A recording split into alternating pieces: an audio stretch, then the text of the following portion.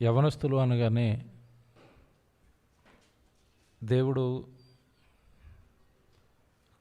ఎంతో ఇష్టపడిన దశ అని, ఎంతో ఇష్టపడుతున్న వారుగా బైబిల్లో రాయించాడు అని ఎన్నో మాటలు ప్రతి వారం మనం చదువుకుంటున్నాం. యవనస్తులను దేవుడు ఇష్టపడడానికి ప్రధాన కారణం యవన కాలంలో వారికి ఉండే బలం. ఆ యవన బలం అనేది తనకు ఉపయోగపడాలి అని దేవుడు కోరుకుంటున్నాడు, కలలు కన్నాడు. ఆ యవ్వన కాలంలో ఆయన కొరకు బ్రతుకుతారని ఆశపడి ప్రతి ఒక్కరికి జీవితాలను ప్రసాదించాడు. దేవుని పిల్లలరా, ఈరోజు బలం అనేది రకరకాలుగా మనిషి ఆలోచిస్తున్నాడు ఈ బలానికి సంబంధించి. ఉదాహరణకి యవనస్తులు ఎక్కువగా శరీర బలాన్ని చూసుకుని పొంగిపోతూ ఉంటారు. వాళ్ళకుండే శరీరం చాలా బలంగా ఉంటుంది, చాలా గట్టిగా ఉంటుంది. ఆ శరీరపు బలాన్ని చూసి పొంగేవారు చాలామంది లేకపోలేరు. మరికొంతమంది అంగబలం, అలాగే ఆర్థికంగా బలంగా ఉన్నవాళ్ళు, అంగబలం అనవచ్చు, లేదంటే ప్రజాబలం. ఈ బలాలన్నిటినీ ఈరోజు మనిషి నమ్ముకున్నాడు. ముఖ్యంగా యువత. ఎక్కువ మంది స్నేహితులను కలిగి ఉన్న వాళ్ళని మీరు చూడండి. ఎక్కువ మంది లోకంలో స్నేహాన్ని కలిగి ఉన్న వాళ్ళని మీరు చూడండి. వాళ్ళ నోటి నుంచి వచ్చే మాటలు ఎలా ఉంటాయంటే, ఒరే నేను పిలిస్తే చాలామంది నా వెనక వస్తారు, ఇప్పుడు నా విషయంలో జాగ్రత్తగా ఉండు, నా విషయంలో జాగ్రత్తగా మాట్లాడు అంటాడు. అంటే దేనిని బట్టి ఆ మాట వస్తుంది? దేనిని అతను బలంగా అనుకుంటున్నాడు అంటే సంఖ్యాబలం. నాతో పాటు చాలామంది ఫ్రెండ్స్ ఉన్నారు. రాజకీయ నాయకులు కూడా ఇక్కడేనండి ఎక్కువగా వాళ్ళు మాట్లాడేది దేన్ని అన్నప్పుడు ఈ ప్రజాబలం ఎవరికైతే ఎక్కువగా ఉంటుందో వాళ్ళు దాన్ని నమ్ముకుంటారు.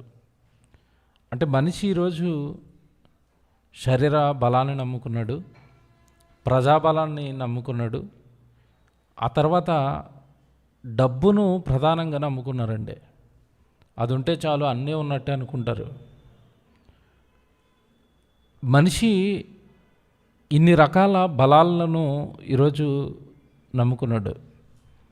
ముఖ్యంగా యువత దేహ దారుఢ్యం అనగా వాళ్ళకుండే శరీరాన్ని బలంగా తయారు చేసుకోవడానికి జిమ్ముల చుట్టూ తిరుగుతూ, ఎవరైతే దేహదారుఢ్యంలో కాస్త బలంగా ఉంటారో వాళ్ళంతా కూడా వాళ్ళ ఆలోచనలు మీకు చాలాసార్లు చెప్పానండి. ఒక చోట కారు ఇరుక్కుపోయింది. ఇరుక్కుపోవటం అంటే పాపం ఆ డ్రైవర్కి సరిగా రూట్ తెలియక ఒక వీధిలోకి కారు మళ్ళించేశాడు మెహదీపట్నంలో. కారు వెనక్కి వెళ్ళటం లేదు, ముందుకు రావటం లేదండి. డ్రైవర్కి తెలియక పాపం లోపలికి మెయిన్ రోడ్డు మీద ట్రాఫిక్ ఎక్కువగా ఉండటం వల్ల లోపలికి మళ్ళించాడు దాన్ని. వెంటనే వెనకాల ఒక కారు వచ్చింది. వాడు వెళ్ళడానికి ముందున్న కారు అడ్డు ఉండిపోయింది. కాస్త ఏమన్నా దానికి సహాయం చేస్తాడేమో వెనక్కి తీసుకురావడానికి అనుకున్నానండి. దూరంగా నిల్చొని చూస్తున్నాం. వెంటనే కారులోంచి దిగాడండి. ఏమంటే ఇక్కడ వరకు పట్టేసే టీషర్ట్ వేసుకున్నాడు, బాగా బలంగా ఉన్నాడు, బాగా ఎత్తుగా ఉన్నాడు. వెంటనేనండి పాపం ఆ డ్రైవరు డోర్ ఆన్ చేసే లాగాడు. ఆ డ్రైవర్ని షర్ట్ పట్టుకుని బయటికి లాగాడు. కొడతనే ఉన్నాడు.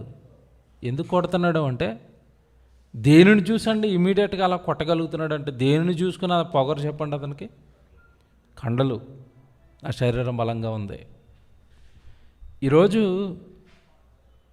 ఒక మంచి సంగతి బైబిల్లో నుండి చెప్తానండి. ఒక మంచి సంగతి బైబిల్లో నుండి చూపిస్తాను. అందరూ వినాలి, ఇది అందరూ నేర్చుకోవాలి. ఇది ఎవరెవరైతే యవనస్తులు ఈరోజు రాలేదో వచ్చేవారం నుంచి ఖచ్చితంగా అందరూ యవనస్తుల కూడికలో ఉండాలి. ఎందుకు అంటే బైబిలు చదవటం లేదండి ఎవరు. బైబిల్ చదవట్లేదు ఎవరు. చదవండి చదవండి చదవండి అని ఎన్నిసార్లు చెప్పినా బైబిల్ చదవట్లేదండి. ఇక ఈరోజు యవనస్తుల కూడికలో నూతనంగా తీసుకున్న నిర్ణయాలు, మీరు ప్రతిరోజు యవనస్తుల కూడికలో ఒక అధ్యాయాన్ని పూర్తిగా ఇక్కడ కూర్చుని చదువుతారు. అదే ఈరోజు ప్రారంభమైన సామెతల గ్రంథం. ఒక అధ్యాయం అయిపోయింది. ఈరోజు అయిపోయింది. వచ్చే వారం ఇంకొక అధ్యాయం అయిపోద్దా? అయిపోతుంది. వారానికి ఒక అధ్యాయం అయిపోద్ది. ఎలాగో ఇంటి దగ్గర కూర్చుని చదవటం లేదు కనుక ఎక్కడైనా మీతో చదివించాలి అని తీసుకున్న నూతనమైన నిర్ణయం ఇది. అలాగే మరొకటి గమనించాలి. ఈరోజు రానివారు వచ్చిన వారు అందరూ, మీరు వచ్చేవారు నుంచి మత్తయి సువార్తలో 10 అధ్యాయాలు చదువుకుని రావాలి. ఎన్ని అధ్యాయాలు? ప్రతి వారం 10 అధ్యాయాలు ఇంటి దగ్గర చదవాలి వచ్చే వారానికి. నెక్స్ట్ వీక్ ఏముంటుంది అంటే మీరు చదువుకున్న ఈ 10 అధ్యాయాల పైన 10 ప్రశ్నలు ఉంటాయి. ఆ ప్రశ్నలు మీరు వచ్చేటప్పటికే ప్రశ్న పేపరు సిద్ధమైపోద్ది. యవనస్తుల కూడిక అయిపోయిన తర్వాత, చివరి ప్రార్థన అయిపోయిన తర్వాత వచ్చిన వాళ్ళందరికీ ఒక్కొక్క పేపర్ ఇచ్చేస్తారు. 10 ప్రశ్నలు ఉంటాయి. 10 నిమిషాలు టైము. 10 నిమిషాల్లోనూ ఆన్సర్స్ రాసేసి మీరు వెళ్ళిపోవాలి పేపర్స్ ఇచ్చేసి.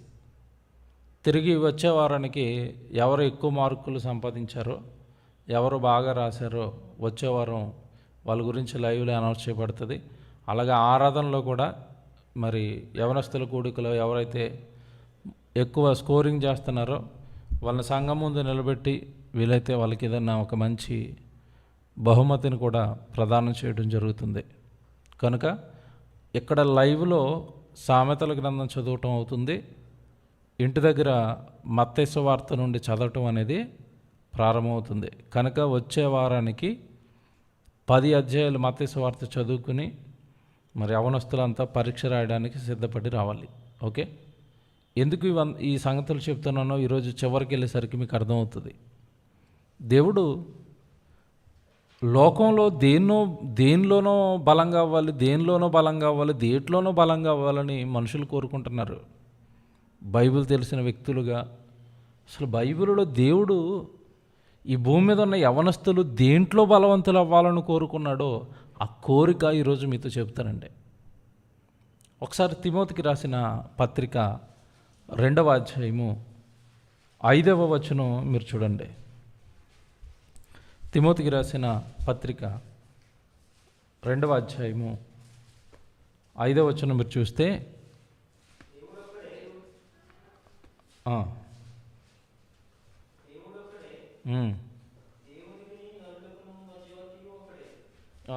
క్షమించండి, తిమోతికి రాసిన 2వ పత్రిక 1వ వచనం అనుకుంటానండి. 2వ అధ్యాయము 1వ వచనం. మనము సంపూర్ణ భక్తియు 2వ అధ్యాయము తిమోతికి రాసిన 2వ పత్రిక 2వ అధ్యాయం 1వ వచనం చదవాలి. నా కుమారుడా, క్రీస్తు యేసునందున్న కృపచేత. ఇదిగో దేవుడు కూడా ఇక్కడ బలవంతులను అవ్వమని చెప్తున్నాడు. కానీ ఏ విషయంలో బలవంతులు అవ్వాలి అంట? దేవుని కృపచేత నువ్వేం చేయాలి? బలవంతుడు కావాలి. అంటే ఇప్పుడు దేవుడు భూమి మీద ఉండే యవనస్తులు, దేవుడి పిల్లలు దేనిలో బలంగా ఉండాలని కోరుకుంటున్నాడు? అందంలో కాదు, శరీర బలంలో కాదు, డబ్బులో కాదు, ఏమంటే అంగబలంలో కాదు, స్నేహితులు నాకు ఎక్కువ ఉన్నారని చెప్పుకోవడంలో కాదు. ఎందులో బలంగా ఉండాలి అంట? దేవుని కృపలో బలవంతుడు కావాలి. ఎప్పుడు దేవుడు కృపలో నువ్వు బలవంతుడు అవుతావు? ఎప్పుడవుతావు? ఎప్పుడు నీ వెనక దేవుడు బలంగా ఉంటాడు? ఎప్పుడు దేవుడు నిన్ను బలవంతుడిగా మారుస్తాడు? ఇదంతా ఈరోజు మనం బైబిల్లోంచి నేర్చుకోవాలి. చాలా జాగ్రత్తగా వినాలి ఈరోజు. దేవుడు కోరిక ఒకలా ఉంటుందండి ప్రతి మనిషి విషయంలోనూ, భూమి మీద ఉన్న తన పిల్లల విషయంలో దేవుడు కోరికలు ఒకలా ఉన్నాయి. కానీ దానికి క్వైట్ ఆపోజిట్గా మనిషి తన ఆలోచనలను సిద్ధం చేసుకున్నాడు భూమి మీద. ఏమండి, బలం బలం బలం బలం బలం అని భూమి మీద మనుషులు దేన్నైతే బలంగా అనుకుంటున్నారో ఆ బలం ఏది వాళ్ళని కాపాడటం లేదు. కాపాడుతుందా? కాపాడుతుందండి? మీకు ఈ సందర్భంలో ఒక వ్యక్తి జీవితాన్ని మీకు పరిచయం చేస్తానండి. మీకు తెలిసిన ఆయన లోకంలో అమెరికాకు చెందిన ఒక మాజీ బాక్సర్ అండి. వరల్డ్ నెంబర్ 1 బాక్సర్ అతను. అతని పేరు మైక్ టైసన్. తెలుసు కదండి మనందరికీ. అసలు అతను ఎంత ఉధృతంగా తన మ్యాచ్లు గెలిచాడు అంటే అన్ని రౌండ్లు అవ్వక మునిపే మధ్యలోనే చాలామందిని నాకౌట్ చేసేవాడండి. అసలు బాక్సింగ్లో సుమారుగా 15 రౌండ్లు ఏముంటాయి, నాకు 12-15 రౌండ్స్ ఉంటాయి, పెద్దగా ఐడియా లేదు నాకు. ఇతను ఎదురుగ్గా ఉన్న తన ప్రత్యర్థిని చివరి రౌండ్ వరకు ఆడనిచ్చేవాడు కాదు, మధ్యలోనే నాకౌట్ చేసేవాడు. అంటే ఇతని దెబ్బలకి మధ్యలోనే అతను ఏమైపోయేవాడు, కుప్పకూలిపోయేవాడు. అలా చాలా విజయాలు సాధించాడండి. ఎవరు? Mike Tyson. అంటే దేనిని బట్టి ఇవన్నీ సాధించాడు చెప్పండి? శరీర బలం. ఇకపోతే చాలా కోట్ల రూపాయలు గడించాడండి తన శరీర బలంతో. తనకున్న బాక్సింగ్లో వచ్చిన పేరుతో కొన్ని కోట్ల రూపాయలు గడించిన మైక్ టైసన్ జీవితం ఏమైపోయింది అంటే, అతని దగ్గర ఉన్న డబ్బు మీద ఒక యువతి కన్నేసింది. అతన్ని లాలన చేసుకుంది, లేనిపోని మాటలు చెప్పింది. అతనితో ఏమండి ఆ స్త్రీ ఎప్పుడైతే ఇతనికి దగ్గర అయిందో ఇతను కూడా ఆ స్త్రీ వ్యామోహంలో పడిపోయాడు. తప్పు చేశాడండి. తప్పు చేసేసిన తర్వాత ఆ యువతి తెలివిగా నన్ను బలవంతం చేశాడు మైక్ టైసన్ అని కోర్టులో కేసేసింది. కేసు వేసి నష్టపరిహారంగా అతని దగ్గర ఉన్న ఆస్తిలో చాలా భాగాన్ని లాగేసిందండి. అంటే ఇప్పుడు ఇతను కష్టపడి సంపాదించిన సంపాదన అంతా ఎవరికి వెళ్ళిపోయింది? ఆ స్త్రీకి వెళ్ళిపోయింది. యవ్వనులను మోసం చేయడానికి ఈరోజు లోకంలో ఇలా చాలామంది తిరుగుతారండి. ఎందుకంటే పురుషుడికి ఉండే బలహీనత ఏదో వాళ్ళకి బాగా తెలుసు. ఆ తర్వాత ఇప్పుడు ప్రస్తుతానికి చివరికి అతని దశ ఎలా జరిగిపోయింది అంటే, ఒకప్పుడు మైక్ టైసన్ అంటే కండల వీరుడిగా బాక్సింగ్లో అంత ఉన్నతమైన స్థితికి వెళ్ళిపోయిన అతడు చివరికి తన జీవితాన్ని కొనసాగించడానికి క్లబ్బుల్లో కమీడియన్గా మారిపోయాడండి. అతని జీవితం చూస్తే చిన్న క్లబ్లో కామెడీ మ్యాచ్లు పెట్టడం, ఎవడో వచ్చి ఇతను కొడుతుంటే పడిపోవటం, అంటే అతని జీవనాన్ని గడుపుకోవడానికి ఒక చివరికి అతని దశ అనేది అలాగా దిగజారిపోయింది. దేవుని పిల్లలారా, ఇతని గురించి ఇప్పుడు మీకు ఎందుకు చెప్తున్నాను అంటే, ఈరోజు లోకంలో చాలామంది ఒక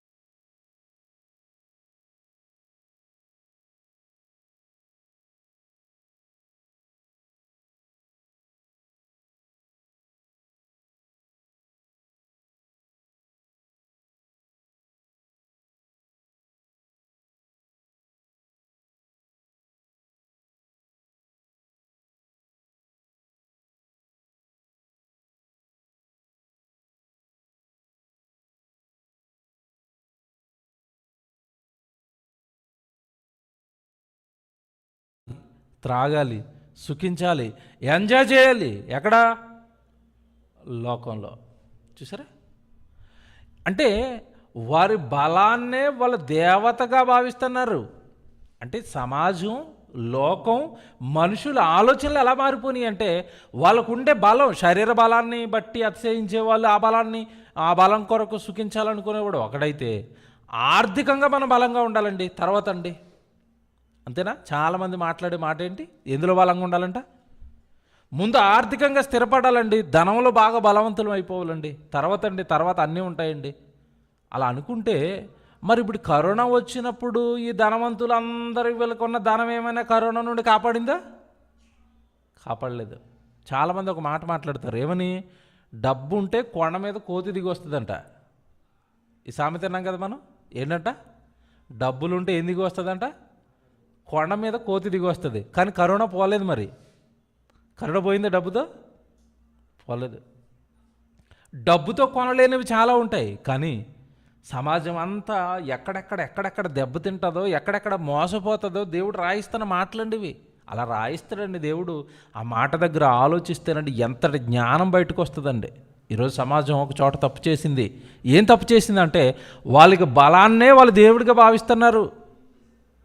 అదే వాళ్ళకి సర్వస్వం.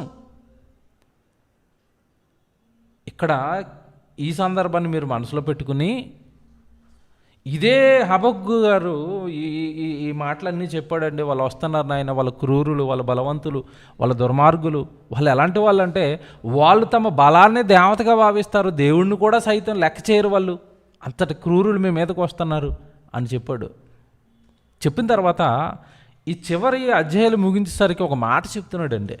ఒకసారి మీరు చివరి అధ్యాయానికి వచ్చేస్తే 3వ అధ్యాయానికి 17వ వచనం ఒకసారి మీరు చూడండి. అంటే వాళ్ళు అలా ఉన్నారు, కానీ మనం ఎలా ఉండాలో చెప్తున్నాడండి. ప్రవక్త ప్రజలను దేవుడి వైపు మోటివేట్ చేస్తున్నాడు. ఇదిగో మీ మీదకి ఒక క్రూర జాతి రాబోతుంది, వాళ్ళకున్న బలమే వాళ్ళ దేవుడు, వాళ్ళు ఆ బలాన్ని చూసుకుని విర్రవీగుతారు, ఆ బలాన్ని చూసుకుని అందరినీ చంపుతారు వాళ్ళు. కానీ మనం ఎలా ఉండాలి అంటే చెప్తున్నాడు ప్రవక్త, ప్రజలకు చెప్తున్నాడు 17వ వచనంలో. చూడండి ఏమంటున్నాడు? అంజూరపు చెట్లు పూయకుండినను, ద్రాక్ష చెట్లు ఫలింపకపోయినను, ఒలివ చెట్లు కాపు లేకుండా ఉండినను,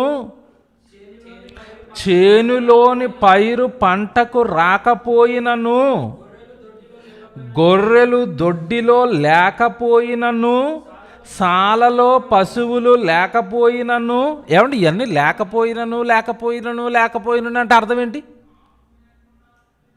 పంట లేకపోయినా, ద్రాక్ష చెట్లు పూయకపోయినా, ద్రాక్ష చెట్లు ఫలించకపోయినా, అంజీరపు చెట్లు పూయకపోయినా, ఒలివ చెట్లు కాపు లేకపోయినా, చేలో పంట పండకపోయినా, గొర్రెలు లేకపోయినా, పశువులు లేకపోయినా, ఇప్పుడు అంటున్నాడు అసలు డైలాగ్ ఏంటి?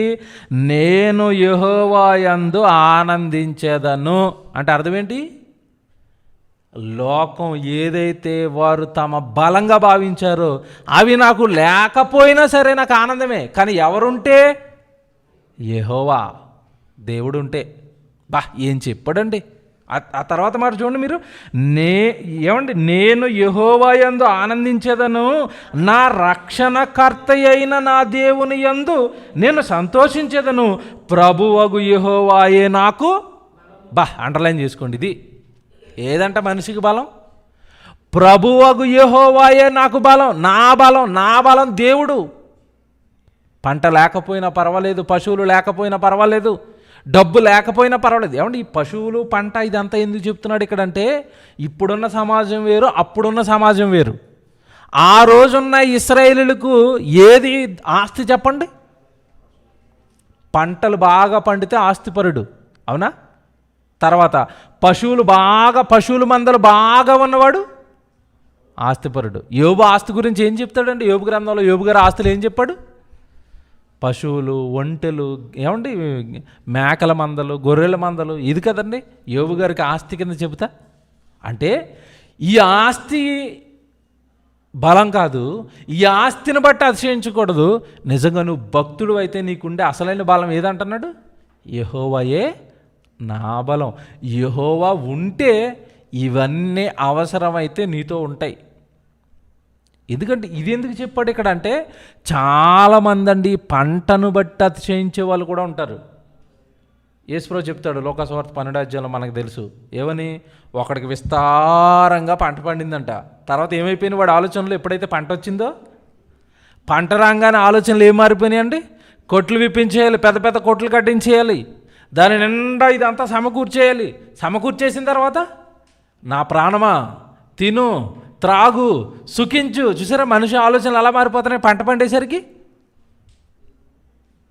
అకాల వర్షాలు ఎందుకు వస్తున్నాయి, ఎందుకు దంచేస్తున్నాయి ఈ వానలు, వచ్చిన పండిన పంట అంతా ఎందుకు పోతుంది? పంట చేతికొస్తే బాగా పండితే జేబు నిండా డబ్బులుంటే మనిషికి ఎవరు గుర్తుండరండి? దేవుడు గుర్తుండడు. నీ బలం ఏదో అనుకుంటున్నావు కదా, నీ బలం ఏదో అని మోసపోయావు కదా. ఆ రోజున్న బబులోను సామ్రాజ్యం వాళ్ళకున్న బలమే వాళ్ళ దేవతగా బ్రతికారు. ఈరోజు మనిషి ఆలోచనలు ఎలా ఉన్నాయి నాయన. కానీ తిమోతితో మన కిందాక ఏం చెప్పాడు ప్రారంభంలో, నువ్వు దేవుని కృపయందు నువ్వేమవ్వాలి, బలవంతుడివి కావాలి. ఈరోజు మనిషి చదువులో బాగా ఉన్నాడు అనుకోండి, దాన్ని బట్టి అతిశయం. డబ్బులో బాగుంటే దాన్ని బట్టి అతిశయం. ఏదైనా ఒక మంచి ఉద్యోగంలో ఉన్నాడు అనుకోండి, దాన్ని బట్టి అతిశయం. ఏమంటే వాళ్ళకున్న పొలాలను బట్టి అతిశయం, వాళ్ళకున్న ఇల్లులను బట్టి అతిశయం. అవే బలాలు అనుకుంటున్నాడండి ఈరోజు మనిషి. తప్పు చేసిందండి సమాజం, తప్పు చేస్తున్నారు. యవనస్తులుగా దేవుడు మనకు చాలా చెప్పాడండి ఒక మంచి మాట. ఈ బలం గురించి, భూమి మీద మనిషి ఏదైతే తన బలం అనుకుంటున్నాడో, ఎవడు ఎందులో బలవంతుడు అవ్వాలి అన్నా ఆ బలాన్ని నేనివ్వాలి అని దేవుడు రాశాడు. యోబు గ్రంథం చూడండి, ఏం మాటలండి నిజానికి బైబిల్. యోబు గ్రంథం 24వ అధ్యాయం మీరు చూడండి. యోబు గ్రంథము 24వ అధ్యాయము 22వ వచనం చూడండి.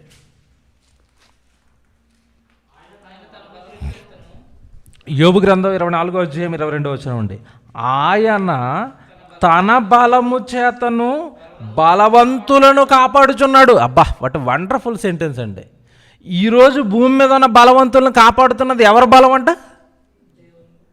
తన బలము చేత అని ఉంది చూడండి. అక్కడ ఏముంది ప్రారంభం 22లో, ఆయన తన బలము చేత. తన బలం దేవుడి బలం ఏంటి? అసలు దేవుడి బలం ముందు మనిషి బలం ఏమైనా సరిపోద్దండి? సైన్యాలను హడలెత్తించాడు దేవుడు బాహు బలం. ఆ రోజున్న ఇశ్రాయేలు చూశారండి, ఆ రోజున్న ఐగుప్తులో ఉన్న ప్రజలు చూశారండి దేవుడి యొక్క బాహుబలం ఏంటో. ఆ రోజు వచ్చిన తెగుళ్ళు కానివ్వండి, ఆ రోజు వచ్చిన రోగాలు కానివ్వండి, ఏమంటే ఎర్ర సముద్రం చీలిపోవటం కానివ్వండి, అందులో సైన్యం కూరుకుపోవటం కానివ్వండి, ఇదంతా ఎవరి బలం చెప్పండి? దేవుడి బలం. నా బలంతో భూమి మీద ఉన్న వాళ్ళని బలపరుస్తున్నాను. వాడేమనుకుంటున్నాడు? ఆ బలమే వాడు దేవతగా దేవుడిగా అయిపోయాడు. బలాన్ని ఇచ్చిన నన్ను మాత్రం మనిషి ఏం చేశాడు? పక్కకు పెట్టాడు. యవ్వన బలం నేను చాలాసార్లు చెప్తానండి. ఈరోజు మనలో కాస్తంత గట్టిగా యవ్వనంలో బలంగా ఉన్నాము అంటే ఆ బలాన్ని ఇచ్చింది ఎవరు? దేవుడు. ఆ బలాన్ని దేవుడికి వాడతామని ఇచ్చారు. మీరు చూడండి 30, 35, 40లోకి ఎంటర్ అయ్యేసరికి నెమ్మదిగా బాడీ సిగ్నల్స్ ఇస్తూ ఉంటుంది. ఏం సిగ్నల్లో తెలుసా? నీ బాడీలో బలం అనేది ఏమవుతుంది? తగ్గుతుంది. నాయన జాగ్రత్త, ఎలర్ట్, ఇంకా అయిపోతుంది, బలం అయిపోతుంది. ఏమైనా చేసావా దేవుడికి? ఏమైనా చేయడానికి సిద్ధపడుతున్నావా? నీ బలం తగ్గుతుంది. నీరసం. దేవుని పిల్లలుగా మీరు బాగా ఆలోచించండి. అంటే దేవుడు ఎందులో బలవంతులు కావాలి, ఎందులో బలంగా ఉండాలని దేవుడు కోరుకుంటున్నాడంటే, నా కృపలో నా యందు నువ్వు బలవంతుడిగా ఉండాలి, నా యందు నువ్వు బలవంతుడిగా ఉండాలనుకుంటున్నాడు. కానీ మనిషి లోకాన్ని చూసి లోకంలో దేంట్లోనో బలవంతుడు అవ్వాలనుకున్నాడు తప్ప దేవుని యందు బలవంతులు అవ్వాలి అని ఏ మనిషి ఆలోచించలేదు. మనందరికీ తెలిసిన ఒక వాక్యం ఉంది. ఏ వాక్యం? యవ్వన కాలమందు పుట్టిన కుమారులు బలవంతుని చేతిలోని ఇప్పుడు బలవంతుడు ఎవరు? దేవుడు. ఇప్పుడు ఏం కోరుకుంటున్నాడు యవ్వన కాలంలో పుట్టడం అంటే, నీ యవ్వన కాలంలో దేవుడిని అంగీకరించి నువ్వు దేవుడి కొరకు బ్రతికితే యవ్వన కాలంలో బలవంతుడైన దేవుడి చేతిలో నువ్వు ఎలా మారిపోవాలంట? ఒక బాణం బలవంతుడు ఆయన సంధించే ఒక బాణంగా తన పిల్లలు మారాలని కోరుకున్నాడు. ఇంతకీ ఏంటండి బలవంతులం అవటం అంటే ఏంటి? దేవుడు మన నుంచి కోరుకుంటున్న బలం ఏంటి? చూద్దాం బైబిల్లో. ఏమండి, యోహాన్ గారు రాసిన మొదటి పత్రిక, చాలా ఇంపార్టెంట్ వాక్యంలోకి వెళ్తున్నారు. అందరూ చాలా నిశితంగా మనసు పెట్టి అవనస్తులంతా ఈ వాక్యాన్ని చూడాలి. యోహాన్ గారు రాసిన మొదటి పత్రిక 2వ అధ్యాయము 14వ వచనం నుంచి చదవండి జాగ్రత్తగా. యోహాన్ గారు రాసిన మొదటి పత్రిక 2వ అధ్యాయము 14వ వచనం. చిన్నపిల్లలారా, మీరు తండ్రిని ఎరిగి ఉన్నారు అన్నాడు. చిన్నపిల్లలారా అంటే ఎవరికి చెప్తున్నాడు? పిల్లలకు అనుకునేరు సుమా, క్రైస్తవులను ఉద్దేశించి మనకే చెప్తున్నాడు. మనం దేంట్లో చిన్నపిల్లలు అంటే దేవుడి జ్ఞానంలో చిన్నపిల్లలు మనమంతా. ఏమంటున్నాడు? చిన్నపిల్లలారా, మీరు తండ్రిని ఎరిగి ఉన్నారు కనుక మీకు రాయిచున్నాను. ఇది చాలా ఇంపార్టెంట్ అండి. మీరు తండ్రిని ఎరుగారు గనుక మీతో చెప్తున్నాను. మీకు దేవుడు తెలుసు గనక నేను మీతో చెప్తున్నాను. ఇది ఇప్పుడు నేను చెప్తున్న సంగతి దేవుడిని ఎరగని వాడికి చెప్తే వాడికి ఎక్కదు ఈ సంగతి. బాగా వినాలి ఇది. మీరు తండ్రిని ఎరుగారు గనుక నేను మీతో చెప్తున్నాను. ఈ వాక్యం ఏంటి? ఇప్పుడు ఏం చెప్తాడు చూడండి, కిందకి వెళ్ళేసరికి ఏమంటున్నాడు? తండ్రులారా, మీరు ఆది నుండి ఉన్నవానిని ఎరిగి ఉన్నారు గనుక మీకు వ్రాయిచున్నాను. యవ్వనస్తులారా అన్నాడు. చూడండి, మీరు బలవంతులు అన్నాడు. యవ్వనస్తులారా, మీరు బలవంతులు దేనిలో? దేవుని వాక్యము మీ యందు అతి. అంటే ఇప్పుడు బలవంతుడు, యవ్వనస్తులారా మీరు బలవంతులు. దేనిలో బలవంతులు? దేవుడి యొక్క వాక్యం మీ యందు ఏం చేస్తుందంట? నిలబడింది. అంటే ఏ యవ్వనస్తుడిలో దేవుడి వాక్యం నిలబడుతుందో ఆ యవ్వనస్తుడు మాత్రమే దేవుడి దృష్టిలో ఎవరిప్పుడు బలవంతుడు. శరీర బలం బలం కాదు, డబ్బు బలం బలం కాదు, ఏది బలం కాదు. మనకుంటే అసలు సిసలైన బలం ఏంటి చెప్పండి? ఇప్పుడు దేవుడి వాక్యం. నీకు బైబిల్ ఎంతగా వస్తే అంత బలవంతుడు నువ్వు. దేవుడి వాక్యాలు నీకు ఎంత తెలిస్తే అంత బలవంతుడు నువ్వు. ఎందుకంటే ఈరోజు భూమి మీద ప్రతి మనిషితోనూ పోరాడడానికి మరొక శత్రువు ఉన్నాడు. ఎవరు? సాతాను. ఇప్పుడు వాడితో పోరాడాలంటే మనకు ఉండాల్సిన బలం ఏంటి చెప్పండి? డబ్బులు ఇస్తే సాతాను వెళ్ళిపోతాడా? వెళ్ళడు. సాతాను నిన్ను పడగొట్టకుండా ఉండాలి అంటే, సాతానును నువ్వు జయించాలి అంటే నువ్వు ఎందులో బలవంతుడు కావాలి? వాక్యంలో. నిన్ను పడగొట్టకూడదంటే, నువ్వు దేవుడిలో గొప్పవాడు అవ్వాలి అంటే నీకు ఉండాల్సిన ప్రధాన బలం వాక్య బలం. అందుకే అన్నాడు, యవ్వనస్తులారా మీరు బలవంతులు. ఎందుకు బలవంతులు అంటే దేవుని వాక్యము మీ యందు ఏం చేసింది? నిలిచి ఉన్నది. నిజంగా మనం అంత బలవంతులమేనా? మీరు ఒక్కసారి మిమ్మల్ని మీరు ప్రశ్న వేసుకోండి. మీరు బలవంతులా? అయ్యారా? అయ్యే ప్రయత్నం ఏమైనా చేస్తున్నారా?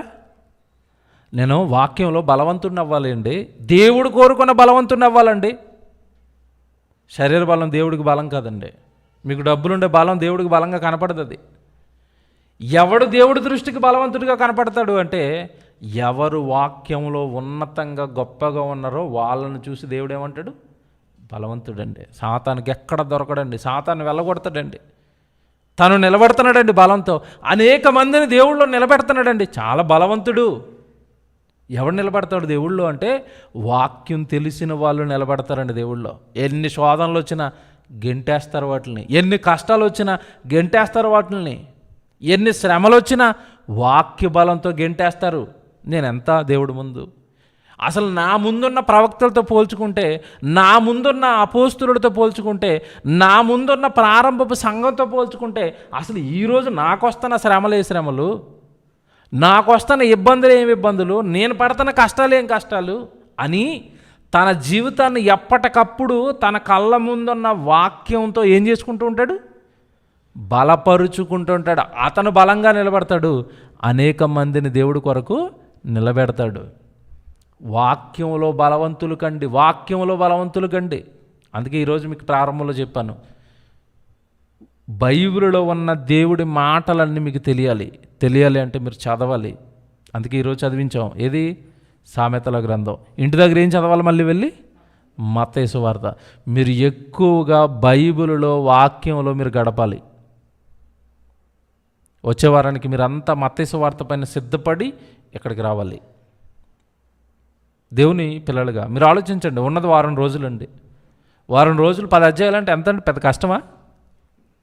రోజుకి 2 అధ్యాయాలు చదివిన 5 రోజులకి 10 అధ్యాయాలు పూర్తయిపోతాయి. ప్రతిరోజు మీరు ఇది పనిగా పెట్టుకోవాలి. సాయంత్రం పనిగా పెట్టుకోవాలి.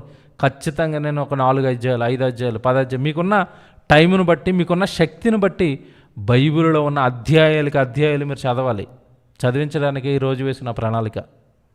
దేవుని పిల్లలారా, దేవుడు అంట నా మాట జ్ఞాపకం చేసుకోండి. మీరు నా వాక్యంలో మీరు బలవంతులు కావాలి. నా వాక్యంలో మీరు బలవంతులు కావాలి. వాక్యమేనండి. మనిషిని నిలబెట్టేది వాక్యమే. మనిషిని దేవుడి ముందు గొప్పగా కనబడేటట్టుగా చేసేది వాక్యమే. మీకు సంగతి చెప్తాను. ఒకప్పుడు సంసోను గురించి మనం చదువుకుంటాం. ఆయన బలవంతుడేనా? బలవంతుడే. దేనిలో బలవంతుడు చెప్పండి? శరీర బలంలో బాగా బలవంతుడు కదా. సంసోనికి శరీర బలం ఎందుకు ఇచ్చాడు అంటే, ఆ రోజు యుద్ధం చేయడానికి సంసోనికి ఏం కావాలి? శరీర బలం కావాలి. మరి ఆ శరీర బలాన్ని కూడా సంసోనికి ఇచ్చింది ఎవరు చెప్పండి? దేవుడే. అంటే ఒకవేళ నువ్వు కొంచెం శరీరం బాగుంది అంటే, కొంచెం కండలు తిరిగినాయి అంటే ఎవరికి స్తుతి కొట్టాలి? దేవుడికి. కొడతారా? జిమ్ముడికి కొడతారా? ఏమండి, ఈరోజు బలాన్ని చూసుకునండి ఫిట్నెస్ ట్రైనర్స్ అని ఉన్నారు. అమ్మో, వాళ్ళ గురించి వాళ్ళు చెప్పే మాటలు మామూలుగా ఉండవండి. నీకు వస్తున్న కండ తిండి తింటే వస్తుంది. ఆ తిండి నీకు పెడతానది ఎవరో తెలుసా? దేవుడు. ఈ మైక్ టైసన్ అనే అతనండి, ఆ మైక్ టైసన్ కానివ్వండి, అలా మన ఇండియాకి చెందిన ఖాళీ అని ఒక అతను ఉంటాడండి. మీరు చూసారా? చాలా హైట్ ఉంటాడు, సుమారు 8 అడుగులు ఉంటాడు. అతను ఛాతి ఇంత వెడల్పు ఉంటుంది. అతను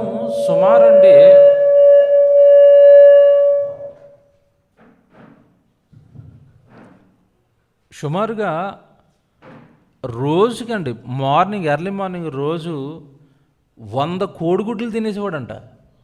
ఎన్ని? 100 కోడిగుడ్లు. ఈరోజు మనం 2 కోడిగుడ్లు తింటేనే నైట్ అంతా పొట్ట ఇది కింద ఉంటుందండి కదా. 2 కోడిగుడ్లు తింటేనే. మనోడు ఎన్ని తినేవాడు? 100 కోడిగుడ్లు తిన్నాడు. అందుకేనండి వాళ్ళ శరీరాలు అంత దారుఢ్యంతో, వాళ్ళ శరీరాలు అంత ఎత్తుగా ఉన్నాయి. మరి 100 కోడిగుడ్లు తినేసాడంటే ఎక్కడవి కోడిగుడ్లు? ఎవరు చేయాలి? దేవుడు కదండి. దేవుని పిల్లలారా, అంటే ఈరోజు సమాజానికి మూలాలు తెలియవండి. దేనికి మూలాలు ఈరోజు సమాజానికి తెలియవు. ఇప్పుడు నేను సంసోన్ దగ్గరికి ఎందుకు తీసుకొచ్చాను అంటే, సంసోనుకి ఇవ్వబడిన బలం గురించి కొన్ని మాటలు మీరు బైబిల్లో చూడాలి. ఫిలిష్తీయులను జయించాలి అంటే, ఆ రోజు బానిసలుగా చేసుకుని బాధపడుతున్న ఫిలిష్తీయుల మీద తిరుగుబాటు చేసి యుద్ధం చేయాలి అంటే సంసోనుకు శరీర బలం అనేది అవసరం. అందుకే ఆ రోజు ఇచ్చాడు. ఎలాంటి బలాన్ని ఇచ్చాడో ఒకసారి బైబిల్లో చూడండి. అంటే దేవుడు ఒకవేళ శరీర బలాన్ని ఇవ్వాలి అనుకుంటే ఎంతటి బలాన్ని ఇస్తాడో కొన్ని మాటలు మీకు చూపిస్తాను. ఏమండి, ఒకసారి న్యాయాధిపతుల గ్రంథానికి మీరు వచ్చి 14వ అధ్యాయంలో సంసోను గురించి రాయబడుతున్న ఒక సందర్భాన్ని మీరు ఇప్పుడు చూడండి. 14వ అధ్యాయము 5వ వచనం మీరు చూడండి. న్యాయాధిపతుల గ్రంథం 14వ అధ్యాయము 5వ వచనం మీరు చూస్తే, అప్పుడు సంసోను తన తల్లిదండ్రులతో కూడా తిమ్నాతునకు పోయి తిమ్నాతు ద్రాక్ష తోటల వరకు వచ్చినప్పుడు కొదమ సింహము అతని ఎదుట బొబ్బరించుచూ వచ్చెను. యెహోవా ఆత్మ అతనిని ప్రేరేపింపగా అతని చేతిలో ఏమీయూ లేకపోయినను, బాగా చదవండి ఇది, యెహోవా ఆత్మ అతన్ని ప్రేరేపించింది గనక, యెహోవా ఆత్మ సంసోనును ప్రేరేపించింది గనక అతని చేతిలో ఏమీయూ లేకపోయినను ఒకడు మేక పిల్లను చీల్చున్నట్లు అతడి దానిని దేనిని చీల్చేశాడు? సింహాన్ని. సింహం అరిస్తేనే పరిగెడతారు మనుషులు తన గాండ్రింపుకు. అలాంటి భయంకరమైన కొదమ సింహాన్ని చీల్చేసాడంట. చేతిలో ఏమి లేకుండా చేతులతో చీల్చేసాడంట. ఎవరు? సంసోను. ఎలా చీల్చాడని రాయబడుతుంది అక్కడ. ఆ బలం ఎక్కడి నుండి వచ్చిందంట? యెహోవా ఆత్మ అతన్ని ఏం చేసింది? ప్రేరేపించింది. అంటే ఇప్పుడు సంసోనుకున్న శరీర బలాన్ని ఎవరిస్తున్నారు చెప్పండి? దేవుడు. దేవుడండి అతను. ఎవడు సామాన్యుడు సింహాన్ని అంతలా చంపగలడా? చంపలేడంటే. ఇక్కడ ఈ సందర్భాన్ని మీరు నోట్ చేసుకోండి. అంటే సంసోనుకు దేవుడు ఎంతటి బలాన్ని ఇస్తున్నాడో చెప్తున్నాను. సింహాన్ని ఒక చిన్న మేకపిల్లని చీల్చేసినట్టుగా చీల్చేశాడు. తర్వాత 15వ అధ్యాయానికి వచ్చేసరికి 15వ అధ్యాయము 4వ వచనం కూడా రాసుకోండి. 15వ అధ్యాయం 4వ వచనం. ఇక్కడ ఏం చేస్తున్నాడు చూడండి సంసోను.